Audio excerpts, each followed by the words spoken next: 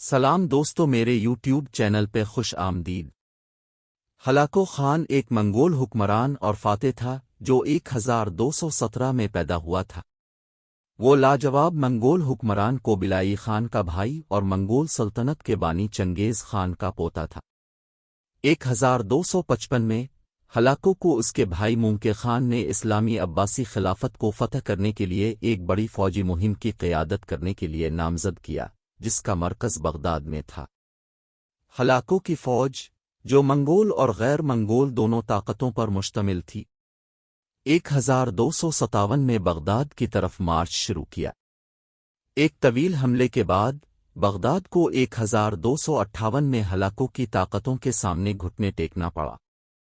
اس موقع کو بغداد کی بوری کے نام سے جانا جاتا ہے، اور یہ اسلامی شاندار دور اور عباسی خلافت کے خاتمے کی نشاندہی کرتا ہے۔ بغداد کے زوال کے بعد ہلاکو نے شام اور ایران سمیت وسطی مشرق کے مختلف ٹکڑوں کو فتح کرتے ہوئے اپنے دائرے میں اضافہ جاری رکھا۔ اس نے الخانیٹ، ایک منگول ایکسپریس کی بنیاد رکھی جس نے فارس اور مشرق وسطی کے کچھ حصوں پر کافی عرصے تک حکومت کی۔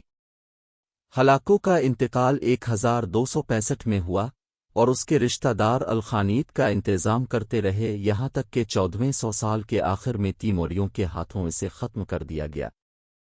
ہلاکو کی وراثت کو ملایا گیا ہے کیونکہ اسے اس کی حکمت عملی کی کامیابیوں اور اس کے مشنوں کی سختی دونوں کے لیے یاد کیا جاتا ہے۔